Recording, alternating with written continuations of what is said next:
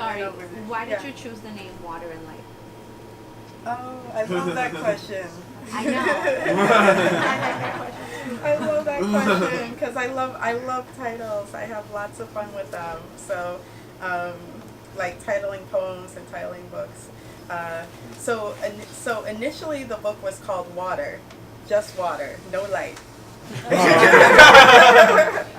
And it was just called Water, and it was about me being in my feelings, and the water was a representation of feelings, of emotion, because for me, and I mentioned it in one of the poems, but I actually had this spiritual awakening on November 11th of, like, not this year, but like last year, and I didn't even realize at the time, I was less into spirituality than I am now. I didn't even realize at the time that 11/11 is this like very spiritually significant date. Like the 11s mean something in numerology and all this stuff.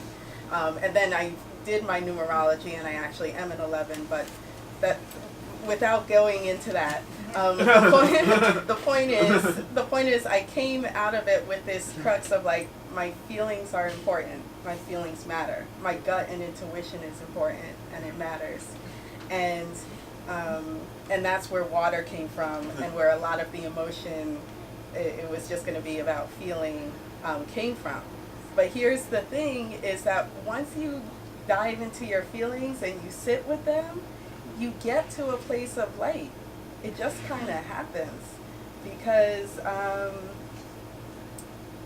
I guess it just all boils down to choosing, right? Like you have all these emotions and you have all these feelings, and then you choose what to do with it. Like you have your internal yin and yang, and you kind of like make choice, you know, and or at least that's how I feel about it. And then I chose light. So then I went to this place of love and light.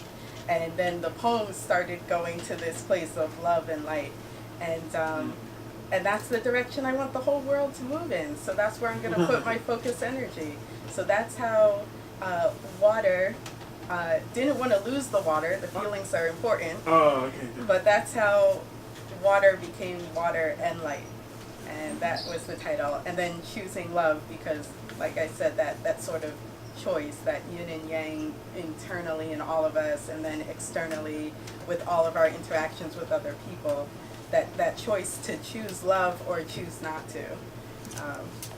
So that's how I got the title. Yeah. Anything else? Yeah. Two things that I take away that I really liked is that everyone's a little broken, and that you have to love yourself first. And I think sometimes we put so much pressure on ourselves to be whole and to be okay, and that sometimes it's perfectly fine to be a work in progress, but that there is something to be said about the energy that we put out. And I feel like so often we want someone to meet us where we are when we're works in progress and fix us by seeing us, but we need to see ourselves first. So I really like your work.